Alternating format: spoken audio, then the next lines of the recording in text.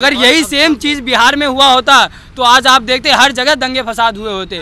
एक भी बिहारी अगर यहाँ आ जाए ना सर तो आपको पता चल जाएगा कि बिहार के अंदर कितनी उबाल है, उनके खून में कितनी उबाल है। कोई हम इन्फॉर्मेशन नहीं ले सकते, हम आवाज़ नहीं उठा सकते। सुप्रीम कोर्ट के अंदर में फंडामेंटल राइट्स आते हैं, जब उनका उल्लंघन होता है सुप्रीम कोर्ट आवाज़ उठाती है। सुप्रीम कोर्ट ने क्या बोला? कोई आवाज़ उठी, एक पॉलिटिशियन राहुल गांधी, उन्होंने आवाज़ उठाई, बाकी के तो सब चुप बैठे हैं। वोट खा रहे हैं हमारे, टैक्स से पैसा जा रहा है हमारा, सब चीज़ हमारे से, उनके बच्चे भी हमारी वजह से पढ़ रहे हैं। बोलेंगे अरे तुम तो बच्चे हो, तुमने कहीं पैसा भरा, 1 रुपये की टॉफी ले रहे हैं ना, उसमें भी टैक्स जा रहा है हमारा। एसएससी उसको पोस्टपोन नहीं करी, क्या उसको 1 साल में भर्ती पूरी करा लेगी? इतने सेंटर पे बच्चों पे मारपीट हुई, कहीं माउस नहीं चला, इतने सारे इशू हैं जो खुद डायरेक्टर साहब ने कहा कि 55,000 बच्चों के साथ या 35,000 बच्चों के साथ इशूज हुए हैं। क्या अब वो दोबारा 6 महीने में करा लेगी? 23 तारीख या 22 तारीख को मेरा एडमिट कार्ड आया। मैंने जब टिकट की सोची कि 9 बजे वहाँ रिच होगी, बट वहाँ पे जो रिच टाइम है वो सर 7 बजे पहुँचना है। तो सर मैं चाह के भी फ्लाइट की टिकट अफोर्ड नहीं कर पाऊंगा क्योंकि मैं उतना वो हूँ नहीं सर कैपेबल। बट वहाँ सर जब मैं एग्जाम देने जा ही नहीं पाऊंगा तो सर उस पढ़ने का लिखने का कोई फायदा नहीं है सर।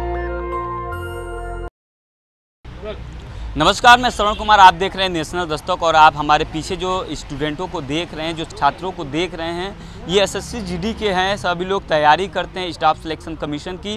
क्या इन सब के साथ अनियमितताएं हुई हैं? क्यों ये लोग दिल्ली के जंतर मंतर पे प्रदर्शन कर रहे हैं? आप देखेंगे कि दिल्ली के, देश की राजधानी दिल्ली और कई जगहों पे प्रोटेस्ट चल रहा है। क्या आप लोग के साथ घटनाएँ घटी हैं? क्या अनियमितताएँ आई हैं? क्या आप लोग सर लगातार एसएससी में बदलाव आया, एडुकेटिव एजेंसी आई टीसीएस के बाद, तो धांधलीबाजी की शुरुआत है। 2017 मैं एक टीचर हूँ, 2017 में जब मैं एज ए स्टूडेंट तैयारी करता था तो यही चीज़ों की शुरुआत हुई थी। पेपर पोस्टपोन होने शुरू हुए और रिज़ल्ट कभी नहीं आके देता। जैसे अगर आज मैं बात करूँ सिलेक्शन पोस्ट का जो एग्ज़ाम हो रहा है, चलो एसएससी उसको पोस्टपोन नहीं करी, क्या उसको 1 साल में भर्ती पूरी करा लेगी? पवन गंगा का सेंटर कैंसिल हो गया 26 शिफ्टों का, क्या उसको कब कराएगी दोबारा? इतने सेंटर पे बच्चों पे मारपीट हुई, कहीं माउस नहीं चला, इतने सारे इशू हैं जो खुद डायरेक्टर साहब ने कहा कि 55,000 बच्चों के साथ या 35,000 बच्चों के साथ इशूज हुए हैं। क्या अब वो दोबारा 6 महीने में करा लेगी? पहले तो सिलेक्शन पोस्ट का 1-1 साल में रिजल्ट आ रहा था मुश्किल से, अब जब ये दिक्कतें हैं, परेशानी, इनको दोबारा सोल्व करके अगर 3 साल में रिजल्ट दे दे तो हम यहाँ खड़े। तो सबसे पहली चीज़ है कि जहाँ अभी जो चीज़ें चल रही हैं रोक लगानी चाहिए, एग्जाम्स पे रोक लगानी चाहिए। और बच्चों के लिए जब टीचर स्टैंड लेने के लिए गए, डीओपीटी में बात करने के लिए गए एज ए डेलीगेट मीटिंग, तो उनको डिटेन कर लिया गया। जो एग्जाम सेंटर थे वहाँ पे कुप्रबंधन क्या क्या था? कुप्रबंधन सर सबसे पहली चीज़ है बदतमीजी, मारपीट। नंबर 2, इन्विजिलेटर के पास अंदर फ़ोन। इन्विजिलेटर के आज पहली शिफ्ट में अंदर फ़ोन है, 10वीं शिफ्ट में 5 लाख रुपये 10 लाख रुपये की बात करके आएगा। अंदर फ़ोन कैसे जा सकता है? तीसरी चीज़, आज मैं आपको कितने ही सबूत दे दूँ, मेरे फ़ोन में है कि बच्चे का एडमिट कार्ड आया 28 तारीख को कि आपका पेपर है नोएडा में, और बच्चे का 30 तारीख को पेपर है, और 29 तारीख को रात को 11 बजे, क्योंकि मैं एक गुरुकुल चलाता हूँ वहाँ पे बच्चा था, उसका रात को 11 बजे एडमिट कार्ड आता है कि सुबह आपका पेपर है नोएडा के अंदर। रात को 11 बजे हमने उसको रेलवे स्टेशन पे पहुँचा के उसको एग्ज़ाम के लिए पहुँचाया। यहाँ ऐसे बच्चे हैं जो आज एग्ज़ाम सेंटर तक नहीं पहुँच पाए क्योंकि एग्ज़ाम सेंटर चेंज हो जाते। एक दिन पहले कैसे कोई 700 किलोमीटर ट्रैवल करे? कोई यहाँ पे धनी माँ बाप का बेटा नहीं है कि फ्लाइट की टिकट लेके चला जाएगा। सब मिडिल क्लास के हैं, 100 रुपये का फॉर्म भर के और तैयारी करके आए हैं। 700 एग्जाम सेंटर पे पहुंचने के बाद ये पता चलता है कि पेपर रद्द हो चुका है, कैंसिल हो चुका है। जब आप लोग दिल्ली के जंतर मंतर पे आए तो वहाँ आप लोग के साथ क्या हुआ कि इस तरह की तस्वीरें आज देश दिल्ली के जंतर मंतर पे ये बोला जा रहा है कि मानसून सत्र परमिशन नहीं है, लेकिन अभी असम के कुछ भाई आए हुए हैं, आंदोलन कर रहे हैं, उनको परमिशन मिली हुई है। जो देश का इतना बड़ा मुद्दा है, युवा है, 1 लाख प्लस युवा, इतने आप कल मिलियंस में व्यू आप देख सकते हो वीडियो के। ये जो देश के अंदर उबाल है, ये गुस्सा है, ये किसी नेता के, किसी टीचर के कहने पे उबाल नहीं आया है, ये सब के अंदर का, अपने अंदर का उबाल है। क्योंकि उस बच्चे को पता है अगर आज तू अपने हक के लिए नहीं खड़ा हुआ, कल तेरे को नौकरी नहीं मिल रही, तू लाइब्रेरी में बैठेगा। 5 हैशटैग ट्रेंड हुए हैं, क्या कोई इस चीज़ की जिम्मेवारी लेने के लिए तैयार नहीं है? सर आप एक गुरु हैं, देश की मीडिया जो है, मेन स्ट्रीम मीडिया, वो दिखाती है कि देश विश्व गुरु बन गया है, लेकिन जो कल की जो तस्वीरें आई दिल्ली के जंतर मंतर से, किस तरह से जो गुरु हैं उनको घसीटा गया, उसको लेकर आप क्या कहेंगे? उसके लिए सर एक सिंपल सी चीज़ ये है, सरकार बात सुनने के लिए होती है, दबाने के लिए नहीं। जो कल चीज़ें हुई वो कहीं ना कहीं आक्रोश को दबाने का काम करी थी। उसमें ये दिख रहा था कि एसएससी एडुकेटी को नहीं हटाना चाहती, उसके रीज़न हमें नहीं पता। लेकिन कहीं ना कहीं जो जवाब से पूछा गया सीपीओ रिजल्ट क्यों नहीं आ रहा, तो कह रहे हैं कि लैपटॉप में पड़ा है। और चीज़ें जिस पे भी बात करी कि उन्होंने कहा हमें पता है, धीरे धीरे सिस्टम सुधार रहे हैं। ठीक है, पता है, ये भाई आज पिट के आ गया मान लो एग्जाम्पल के लिए, और इसका पेपर नहीं लिया गया, क्या इसके माँ बाप को इस जवाब दे देगा ये आके कि मेरा क्यों नहीं हुआ सिलेक्शन? तो हर हर बच्चे की जिम्मेवारी देश की है, हर नागरिक की जिम्मेवारी देश की। हम एक ऐसे देश में रहते हैं जहाँ एक दिन में इलेक्शन कराए जाते हैं, एक दिन में पीएम बन जाता है, लेकिन 10 लाख 12 लाख बच्चों के पेपर नहीं हो पा रहे एक दिन के अंदर। अगला आप लोग का क्या कदम है? एक कदम सबसे पहली चीज़ ये है, अभी तो जंतर मंतर पर रुके हुए हैं, देखते हैं क्या होता है, और आंदोलन की शुरुआत है। हमारे जो टीचर्स गाइड कर रहे हैं और भी साथी टीचर्स सभी लोग अपने लेवल पे मेहनत कर रहे हैं। पहली चीज़ है एसएससी से मांग है, सरकार से मांग है, जो लोग वीडियो देख रहे हैं, आप घर पे, जो आदमी घर पे बैठा, हर आदमी अपने लिए आवाज़ उठा सकता है। आपके पास एक मिनट की एक वीडियो बनाएं, अपने व्हाट्सएप पे लगाए, अगर 200 लोगों तक भी आपकी बात पहुंचती है, 1 लाख लोगों ने अगर व्हाट्सएप स्टेटस लगाए, 2-5 करोड़ लोग तक पहुंचेगी। हर इंसान, चाहे कोई बिहार, महाराष्ट्र, किसी भी कोने में बैठा है, आप आ नहीं सकते, कोई नहीं, यहाँ पे जो लोग आए हैं पहुंचे हैं, कोई दिक्कत नहीं, आप अपनी आवाज़ उठाए। सबसे पहली चीज़ एसएससी को फिलहाल रोक लगानी चाहिए, क्योंकि ऐसे पेपर नहीं होना। कल बबीता मैम को देखा गया, एक मशहूर वो अध्यापिका हैं, उनके साथ जिस तरह से बर्ताव किया गया, आप लोग युवा हैं, क्या उस तस्वीर को देखकर सोचते हैं? सोचे क्या सर, जो लेडीज़ टीचर थी, जिस तरीके से उनके साथ मेल जो हमारे जवान थे वर्दी पहन के, उन्होंने जिस तरीके से खींचातानी करी है ना, तो वो कोई, तो मेरे को नहीं लगता कि ये चीज़ खुद सरकार लीगल कर रही है ना। तो क्या आप लोगों को कल परमिशन था जंतर मंतर पे? कल भी कोई परमिशन नहीं था, बैठे हुए थे। जब परमिशन होता तो लाठीचार्ज नहीं होता, परमिशन कोई नहीं दे रहा। परमिशन होता तो लाठीचार्ज क्यों होता?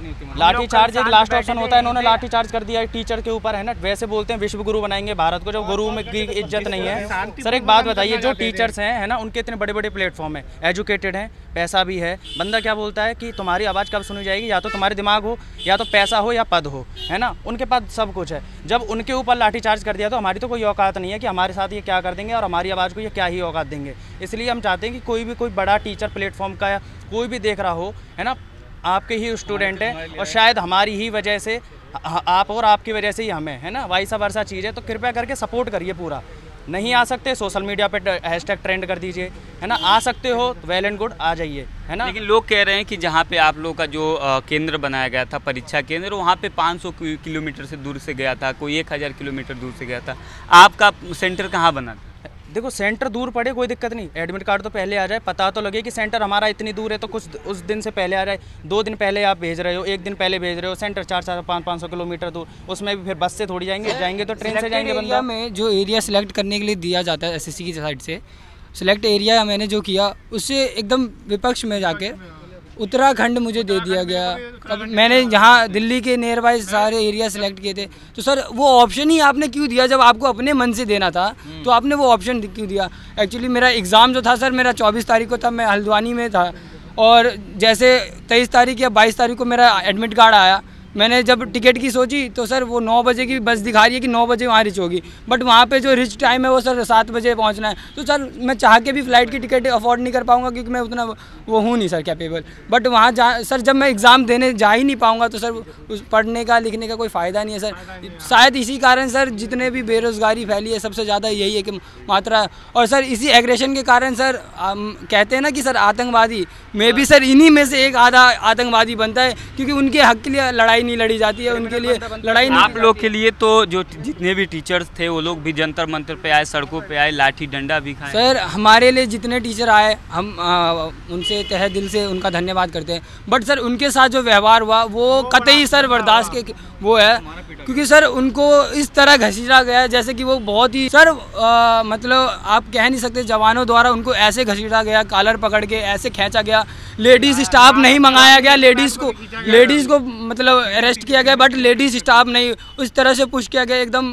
बोलते सर वो कंडीशन बहुत बेकार, टीचर वो वेल एजुकेटेड टीचर हैं, उनके साथ ऐसा व्यवहार हो सकता है सर, तो फिर तो हम अगर आवाज़ उठाएं तो हमें तो किस तरह दबाया जाएगा वो तो सर सब जानते हैं सर। कि तुम्हें क्यों बुरा लग रहा है? माँ बाप सिर्फ जन्म देते हैं, जो ज़िंदगी जीना एक गुरु ही सिखाता है, ज़िंदगी जीने लायक एक गुरु ही बनाता है, तो अगर उस पर लाठी टूटेगी, उस पर लाठी बरसेगी तो नहीं सहन होता है इतना। इसी चीज़ मैं ऐड कर रहा हूँ, जब परमिशन की बात आती है कि परमिशन नहीं मिल रही आंदोलन की, क्या बच्चे को जब पीटा जाता है परमिशन ली गई? क्या बच्चे से एक दिन पहले फ़ोन करके पूछा गया कि भाई तू हल्द्वानी पहुँच जाएगा क्या, दिल्ली पहुँच जाएगा? एक दिन पहले उसका सेंटर चेंज कर दिया गया, 1 मिनट में चीज़ों को, सिस्टम को 1 मिनट में पलट दिया जाता है, तो किसी से कोई परमिशन ली जाती है? क्या अपनी आवाज़ भी नहीं पहुँचा सकते? क्या बिल्कुल अपनी बात भी नहीं रख सकते? सिंपल सा था, डेलीगेट आया था, 4 लोग आते, नहीं तो आके उनसे बात कर लेते और बोलते कि ठीक है अभी के लिए एक बार टेम्परेरी रोक लगा रहे हैं सारे एग्जाम्स पे, एक बार इस चीज़ को रिव्यू करते, 2 महीने बाद पेपर करा लेंगे। कौन सी बड़ी चीज़ थी? और ये चीज़ें बोलते हैं कि डेमोक्रेसी, लोकतंत्र, जनता का तंत्र तो है ही नहीं। यहाँ पर जनता प्रोटेस्ट करे तो उसमें दिक्कत, अत्याचार सहती रहे तो हम अत्याचार सहेंगे, है ना, तो इनकी जेब भरेगी, इनको वो पसंद है। जनता चाहे बाहर में वोट तक का, वोट से मतलब है उन्हें, फिर उसके बाद उन्हें कोई मतलब नहीं है ना। तो वैसे लोकतंत्र है पर डिक्टेटरशिप खुलेआम चल रही है और इसके ऊपर कोई आवाज उठाए तो उस पर लाठी टूट रही है, जेल जा रहा है या मर्डर हो रहा है। नहीं, इस देश में संविधान है, लिखने पढ़ने बोलने की सबको आज़ादी है और ये लग रहा है आप लोग को खतरे में। फंडामेंटल राइट्स कहाँ है? सुप्रीम कोर्ट के अंडर फंडामेंटल, सुप्रीम कोर्ट ने अभी आज तक नहीं उठाई। राइट टू फ्रीडम कहाँ गया, है ना? राइट टू फ्रीडम कहाँ गया? राइट टू इन्फॉर्मेशन कहाँ गया? कहीं कुछ नहीं है। कोई हम इन्फॉर्मेशन नहीं ले सकते, हम आवाज़ नहीं उठा सकते। सुप्रीम कोर्ट के अंडर में फंडामेंटल राइट्स आते हैं, जब उनका उल्लंघन होता है सुप्रीम कोर्ट आवाज़ उठाती है। सुप्रीम कोर्ट ने कहा क्या बोला, है ना? कोई आवाज़ उठी, एक पॉलिटिशियन एक है राहुल गांधी, उन्होंने आवाज़ उठाई, बाकी के तो सब चुप बैठे हैं। और वोट खा रहे हैं हमारे, टैक्स से पैसा जा रहा है हमारा, सब चीज़ हमारे से। उनके बच्चे भी हमारी वजह से पढ़ रहे हैं। बोलेंगे अरे तुम तो बच्चे हो, तुमने कहीं पैसा भरा, 1 रुपये की टॉफ़ी ले रहे हैं ना, उसमें भी टैक्स जा रहा है हमारा। हर एक ये कॉपी किताब हर चीज़ में टैक्स जा रहा है, फीस दे रहे हैं, हर चीज़ में टैक्स जा रहा है। तो हमारी वजह से ही चल रहे हैं और हम पे ही धांधलेबाजी है। हमारी बिल्ली हमसे मियाऊँ है। तो सिर्फ कथनी और करनी नहीं है, क्योंकि देश के जो प्रधानमंत्री वो कहते हैं कि जो युवा है वो देश का भविष्य है। यही बात मैं कहना चाहता हूँ सर कि अभी इलेक्शन नहीं है। अगर इलेक्शन होता तो ये इस मामले को बहुत ऊपर तक ले जाया जाता और शायद इसमें बहुत ही नेता लोग आते ताकि अपना वोट धर्म के नाम पे बोलेगा, धर्म के नाम पे बोलेगा तो उसको माला पहनाया जा रहा है। आप कुछ दिन पहले देखे होंगे जो कांवड़ लेके जा रहे हैं, यही पुलिस जो उनका आस्था का सवाल है, लेकिन उनको यही पुलिस सम्मान दे रही थी। अगर यही टीचर जो कल आए जिनके ऊपर लाठीचार्ज की गई, वो भविष्य देश का बनाएंगे कि कौन बनाएंगा? आप बताइए, देश का भविष्य। ये जो जिन्होंने वर्दी पहन के लाठीचार्ज करे हैं वो भी इन्हीं टीचरों की वजह से बने हैं। ये टीचर नहीं होते ना तो ये वर्दी नहीं होती उनके तन पे। ये जो इनसे बोला गया है तो ये बोले कि मानसून का वो चले, सत्र चल रहा है संसद में, तो जो MP MLA बैठे हैं उनको हमने तो वोट दिया है। अगर हम वोट ना दे, जो देश के नागरिक वोट ना दे, तो ना तो MP बन पाएंगे ना MLA बन पाएंगे। मानसून सत्र चल रहा था तो फिर जो 4 बंदे टीचर बोल रहे थे मिलने जा रहे हैं, मिलने देते तो इससे क्या दिक्कत आ रही थी, है ना? मानसून मतलब तुम्हें अपना आर्टिकल को प्रूफ के साथ रखना भी है कि हम इस रीजन की वजह से आपको मिलने नहीं, है ना, वो इकट्ठा नहीं होने दे रहे। तो जो बंदा मीटिंग करना चाहता है मीटिंग करने दो शांति से। धांधली का मेन वजह क्या है? धांधली का मेन वजह ये है, देखो मेरा है ना, पहले तो एडुकेटिव वालों ने सेंटर है ना 29 तारीख को दिया। पहले तो इसका एक तो 10th लेवल का और ग्रेजुएशन लेवल का इसमें होता है, SSC में अंदर एग्जाम होता है ना, उसमें पहले तो 29 तारीख को दिया सुबह की शिफ्ट में, फिर शाम की शिफ्ट में दिया थर्ड शिफ्ट में। और मैं 27 तारीख को यहाँ दिल्ली आ गया। दिल्ली आने के बाद पता चला मेरे को कि मेरा पेपर कैंसिल कर दिया इन्होंने, और फिर 28 तारीख को वापस दोबारा डाला उन्होंने, 31 तारीख को डाला, फर्स्ट शिफ्ट में और थर्ड शिफ्ट दोनों का एग्ज़ाम। अब आप बताओ मेरे को यहाँ 4 दिन रहा दिल्ली में, कितने पैसे खर्च हो रहे हैं मेरे, इनको थोड़ा ना पता ये चीज़। और मैं चलो ठीक है डाल दिया इन्होंने जैसे तैसे करके। एग्ज़ाम देने गया तो एग्ज़ाम देने गए तो वहाँ बैग जमा किया ना, 50 रुपये बैग जमा करने के। एक दिन में 2 बार बैग जमा करवाए मैंने, तो मेरे 100 रुपये ले लिए इन्होंने। और बैग जमा करने के बाद जब अंदर पेपर देने गया तो पहली बात फर्स्ट शिफ्ट में पेपर था मेरा 10th लेवल का, तो उसमें 2 क्वेश्चन गलत डाल दिए इन्होंने। ठीक है चलो भाई जैसे तैसे करके फर्स्ट वाला तो हो गया। फिर थर्ड शिफ्ट पेपर देने गया तो पेपर अंदर जाते ही इन्होंने मतलब इतना बुरा व्यवहार किया मेरे साथ। मैं पानी पी के मतलब ऐसे पानी पी के और कूड़ा कर दिया साइड में, तो इन्होंने टीचर को बुला के और मेरे को डांटा। और जब वो पेपर दे रहा था मैं तो उस टाइम पे बीच में एक तो माउस चलता ख़राब हो गया मेरा, 3 बार तो माउस ख़राब हो गया, 2 बार बीच में लाइट चली गई। और सुन एक बार तो पहली बात तो इन्विजिलेटर है ना, सुनते ही नहीं है हम लोगों की। तो सिस्टम कर एक तरीके उसमें तो टाइमिंग फिक्स होती है, आप जब वहाँ पे बैठेंगे अपना डेट ऑफ बर्थ बढ़ेंगे तब से वो स्टार्ट हो जाता है। वही तो बात मैं बोल रहा हूँ, 1 घंटा देते हैं हमें, कोई फिक्स नहीं है। 1 घंटा देते हैं हमें पेपर के लिए। 1 घंटे के अंदर हमारा माउस ख़राब हो रहा है, कीबोर्ड ख़राब हो रहा है और वो मॉनिटर चल रहा है, उसकी डिस्प्ले आ रही है जा रही है, कोई इनका मतलब कोई वो नहीं कर रही है एक तरीके से। कोई व्यवस्था नहीं है, कोई व्यवस्था इतनी अच्छी जितनी अच्छी TCS वाली व्यवस्था कर रखे थे ना, इतनी अच्छा व्यवस्था ही कर नहीं रखी इन्होंने EDQT वालों ने। तो बिल्कुल व्यवस्था तक सर एग्ज़ाम का जो रोल नंबर था वो 6 अंकों का था, वहाँ पे 5 ही बॉक्स बने हुए थे। तो रोल नंबर भी सर कैसे भरेगा, 5 बॉक्स में 6 अंक कैसे भरेगा बंदा? तो उसको पेपर पे पेन से लिखा गया सर। तो इस तरह से तो सर पेपर इंटरचेंज होने का चांसेस है ना कि सर मेरे पेपर पे किसी ने रोल नंबर लिख दिया तो उसका हो गया। तो सिस्टम बंद ही नहीं होगा जब आप रोल नंबर आपका गलत हो जाएगा। बट सर 5 ही अंक था ना, तो सर 6ठा नंबर कहाँ भरेगा बच्चा? अच्छा, सिस्टम हैंग हो जा रहा है। एक क्वेश्चन कर रहे हैं, माउस बिल्कुल नहीं चला, स्टक हो रहा है। हम बोलने जा रहे हैं तो कह रहे जो पेपर है इसी में करो। कह रहे हमारे पास कोई ऑप्शन नहीं है, पेपर के बीच में बच्चों का माउस चेंज हो रहा है, 3 बार चेंज करने के बाद इससे माउस मिल रहा है उनको, माउस स्ट्रक हो जा रहा है 1 घंटे में। अब 1 घंटे के क्वेश्चन में अगर 10 मिनट माउस ये करने में निकल जाए तो अगर बच्चों के 3-4 क्वेश्चन खराब हो गए, उनका पूरा 1 साल खराब हो जाएगा। हम जब अपने हक की बात करते तो ऐसे करते, अब हमारे ऊपर वो चीज़ करते तो ऐसे करते हैं एहसान कर दिया है ना। तो मतलब अपने हक की आवाज़ भी उठाना और उनका हमारे ऊपर दोबारा रिस्पांस करना, उनके लिए एहसान करना है हमारे। ये कहा गया है कि आपने अगर ये मतलब कुछ और भी बोला तो आपके खिलाफ एक्शन लिया जाएगा। तो मतलब सर आप सोचिए कि एक बच्चा जो पढ़ रहा है उसके खिलाफ एक्शन हो गया, एक केस हो गया, तो वो बच्चा तो वहीं बर्बाद है सर, उसके बाद तो वो बढ़ ही नहीं पाएगा। एग्जाम सेंटर वाले लोग सर बोला गया सर, ये सेंटर के ऊपर बोला गया। पूरी जिंदगी एक ही लेसन दिया जाता है, भगत सिंह राजगुरु सुखदेव से सीखो, ये सीखो, और जब कोई उस चीज़ के लिए आवाज़ उठाता है तो उसको केस लगा के दबा दिया जाता है। फिर वही लोग कहने आ जाते हैं भाई भगत सिंह बनने की क्या जरूरत थी, यहाँ कुछ नहीं मिल रहा। और आज हम यहाँ जंतर मंतर पे आए हुए हैं, बच्चे आ रहे हैं, हर जगह से बच्चे आ रहे हैं, पर मुझे लगता है कहीं ना कहीं नेतृत्व की कमी है। यहाँ टीचर अभी कोई भी बच्चों को नेतृत्व देने के लिए नहीं है। यहाँ बच्चे पहुँच रहे हैं, सब कुछ पहुँच रहे हैं, पूरे देश में उबाल है, लेकिन यहाँ पे टीचर नहीं है अभी आज कोई। जो कल टीचर्स थे कहीं ना कहीं उनको डिटेन करा गया, तो उस चीज़ से पता नहीं क्या हुआ क्या नहीं हुआ, कहीं डर है क्या मन में है, पर आज टीचर नहीं है यहाँ पे। पर हम बच्चे क्योंकि देखो सर 12-12 घंटे 24-24 घंटे बच्चे पढ़ के लगातार मेहनत कर रहे हैं कि अपने इस लेवल को इस लेवल पे पहुँचाए, अपने फैमिली की कंडीशन सुधारे, बट जब ऐसा ही हो जाएगा उनके साथ तो सर वो गुस्सा तो कहीं ना कहीं निकलेगा सर।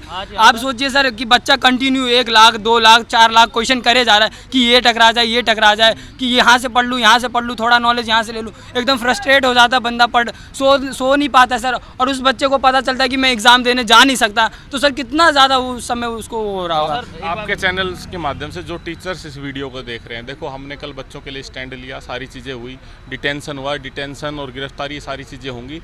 हमने आंदोलन की शुरुआत रिफॉर्म तक करी थी, नहीं कि पीछे हटने तक करी थी।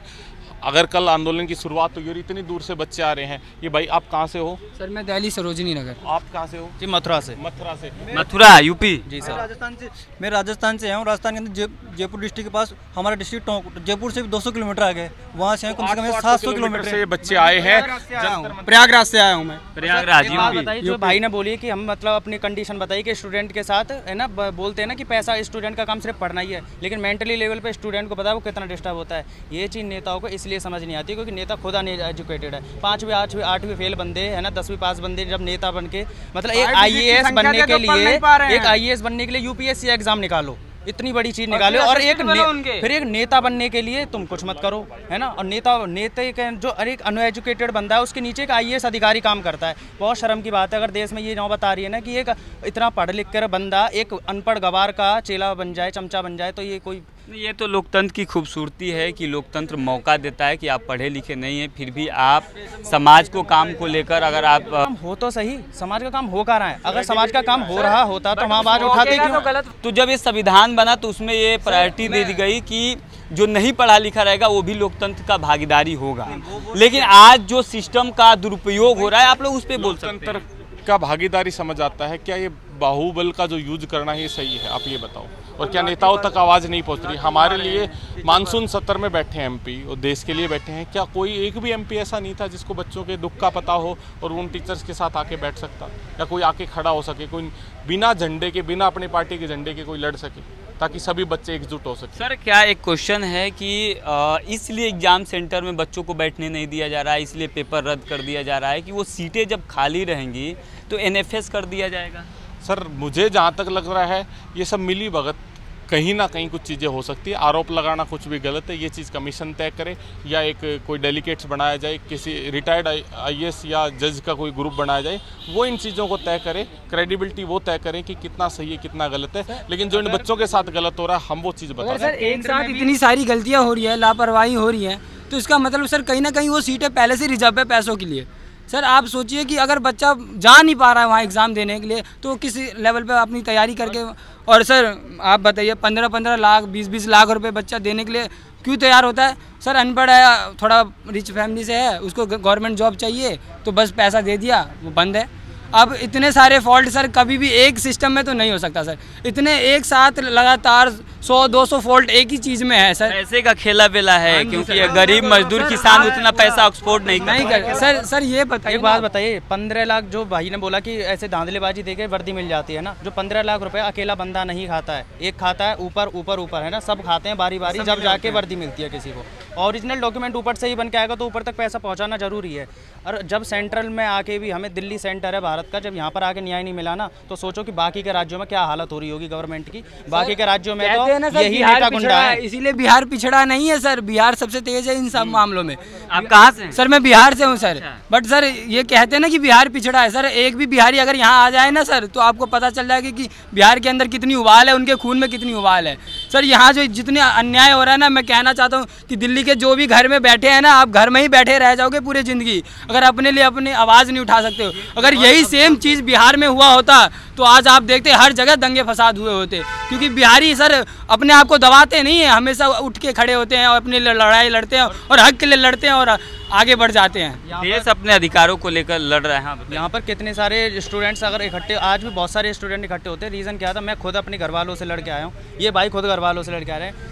आपके चैनल से बस ये बताना चाह रहा हूँ, जो भी पेरेंट्स इस चीज़ को देखे, या तो अगर आवाज़ उठानी है ना, तो फिर तो अच्छे से उठाओ, बच्चों को भी सिखाओ कि आवाज़ उठाना कोई अन्याय नहीं होता है, डरना नहीं है ना, नहीं तो चुपचाप सहन करते रहो, फिर कोई भी गलती मत निकालो। जिस चीज़ के लिए लड़ नहीं सकते, जिस चीज़ के लिए अध्ययन नहीं कर सकते, उस चीज़ के ऊपर रोना व्यर्थ है बिल्कुल। माँ बाप क्या कह रहे हैं जब आप लोग आ रहे हैं? माँ बाप क्या कह रहे हैं? माँ बाप ये कह रहे हैं कि लाठीचार्ज टीचरों पे हुआ तो तुम पे भी होगा, है ना, लाठी, और तुम्हारी पढ़ाई छूटेगी। मतलब 2 दिन की हमारी, हम इतने दिन पढ़ाई कर रहे हैं, जब क्वेश्चन ही आउटडेटेड आ रहे हैं तो उस पढ़ाई का 2 दिन पढ़ाई छूटेगी, कम से कम न्याय तो मिलेगा, है ना। न्याय के लिए हम 2 दिन के लिए। और एक बात होता है, एजुकेशन शब्द का मतलब क्या है? एजुकेशन शब्द का मतलब नौकरी लेके पैसा खाना नहीं होता। एजुकेशन का मतलब ये है कि अपने हक जानो, अपने आप को जानो, सोसाइटी को जानो, तुम्हें किस तरीके से बोलना है, चालना है, बॉडी लैंग्वेज सारी चीज़ आती है। लेकिन आज के टाइम पे इंडिया का यूथ क्या समझता है एजुकेशन का मतलब? पेरेंट्स क्या समझते हैं? नौकरी लग जाओ, पैसा कमा लो, फैमिली कर लो, और हम बड़े बूढ़े आ जाए, हमारी सेवा कर दो। ये चीज़ नहीं होती। एजुकेशन का मतलब ये है,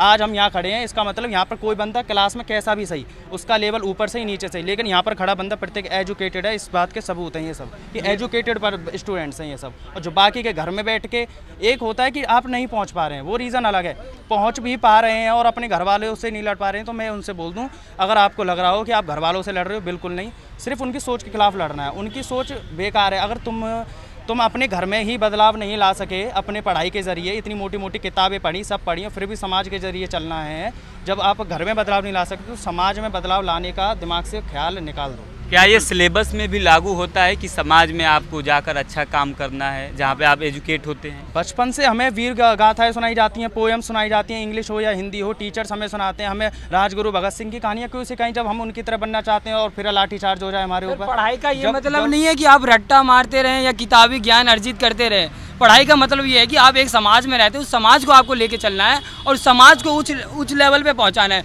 यहाँ कहा जाता है कि भारत का विकास होगा, विकसित देश बनेगा। सर अगर इस तरह से रहेगा तो मुझे लगता है कि सर जो विकासशील पे है ना, उससे भी नीचे चला जाएगा। आपने एक बहुत बड़ी बात कही कि समाज में जागरूकता है। एजुकेशन का मतलब है कि आप किस तरह से समाज में अपने आप को प्रेजेंट कर रहे हैं। क्या जो हमारा एजुकेशन सिस्टम है, जो कॉलेज हैं, जो यूनिवर्सिटीज़ हैं, जो उसमें सिलेबस हैं, उसमें इस समाज को परिवर्तन करने के लिए साइंस पे कोई सिलेबस है? साइंस के देखो, समाज के ऊपर ना टीचर सिर्फ पढ़ाते हैं, बड़ी बड़ी बातें करते हैं, और जब हम ऐसा हम खुद BSc करा हुआ हूँ, जब कॉलेज के अंदर वही टीचर हमें क्लास में ज्ञान देते हैं कि तुम ये करो, वो करो, फलाना करो।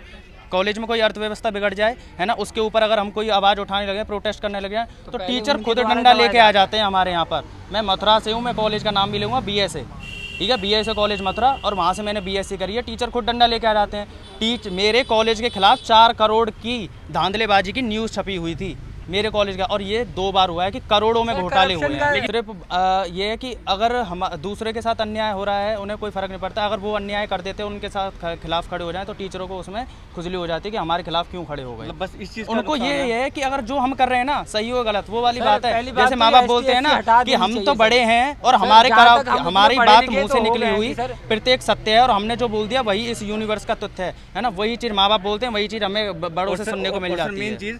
भारतीय संविधान का आर्टिकल हमें इस चीज़ का राइट देता है कि राइट टू प्रोटेस्ट पीसफुली। अगर हमारे खिलाफ कुछ गलत हो रहा है तो आर्टिकल 19A का A पार्ट, 19 सेकंड का B पार्ट, इस चीज़ का राइट देता है कि हम उसके खिलाफ आवाज़ उठाएं। जब टीचर्स हमारे साथ आ रहे हैं, उन पे है ना हाथ पर उनके टूट गए, जेल में भेज दिया, बच्चे आ रहे थे कर यहाँ पे वो मत आओ। आर्टिकल 19A के तहत हमें बोला जाता है कि आपके पास कोई भी हथियार नहीं होना चाहिए। कोई हथियार नहीं था, टीचर कौन सा बंदूक या लाठी लेके आए थे। चलिए आप लोग से एक मेरा लास्ट सवाल है, जिस तरह से आप लोग, एक मिनट सर, डिफेंस की आप लोग तैयारियां करते हैं, बहुत कम बच्चे बचे हुए हैं डिफेंस की तैयारी करने में। आज जो अगर देखा जाए तो जो मजदूर किसान के जो बच्चे हैं वो इंटर आते आते अपने आप को घुटने टेक देते, क्योंकि इस एजुकेशन सिस्टम में बहुत ज़्यादा पैसा लग रहा है। क्या ये भी एक वीक पॉइंट है कि मतलब इसलिए प्रोटेस्ट कमजोर हो रहा है? करप्शन होता है, हाई लेवल पे करप्शन होता है। करप्शन और बच्चों को सिर्फ ये पढ़ाया जाता है, कितने सारे आपको ना, मैं देहाती में जो स्कूल होते हैं है ना, पहले यूपी जिस चीज़ के लिए फेमस था ना, क्लियर बोलता हूँ, यूपी बंदा क्यों जाता था, यहाँ फेल हो रहे हैं, यूपी में पास हो जाएगा है। मैं खुद यूपी से हैं, खिड़कियों पे डर के पर्ची ले जा रही है ना। और जब सारी प्रूफ है तुम्हारे पास, बात यह है आज के टाइम पे गवर्नमेंट को पता हर चीज़ की रहती है कि कहाँ पर क्या हो रहा है, कौन सा गैंग किस साइड है और किस गैंग से क्या काम हो रहा है। बात यह है कि जब पैसा खुद की जेब में आएगा, चीज़ें सरकार की नज़र में कब इलीगल है, जब उनसे उन्हें टैक्स नहीं मिल रहा। जिस दिन टैक्स मिलने लग जाए, गांजा भी लीगल हो जाएगा उनके लिए। बिल्कुल। चलिए, ये बहुत बड़ी बात आपने कहा। और यहाँ पे जो युवा साथी थे, उन लोगों से मैंने जानने की कोशिश किया कि जो स्टाफ सिलेक्शन की जो भर्ती है एसएससी की, उसको लेकर यहाँ पे जो दिल्ली के तमाम जगहों पे, देश की राजधानी दिल्ली और तमाम जगहों पे इनका प्रोटेस्ट चल रहा है। और इनका साफ साफ कहना है कि जो एसएससी में जो अनियमितताएँ हो रही हैं, जो सेंटर हैं, जो वहाँ पे कुप्रबंध किया जा रहा है, उसको ख़त्म होना चाहिए। और भी तमाम इन लोगों ने बात कही। जिस तरह आप क्या सोचते हैं हमें ज़रूर बताइए। शुक्रिया। नेशनल दस्तक की आपसे गुजारिश है कि अगर इसको बचाना चाहते हैं तो नेशनल दस्तक को सब्सक्राइब करने के लिए रेड कलर के सब्सक्राइब बटन को दबाएं, फिर बेल आइकन की घंटी दबाएं। नेशनल दस्तक को बचाने के लिए बहुत जरूरी है कि हर खबर को शेयर करें, लाइक करें, कमेंट जरूर करें।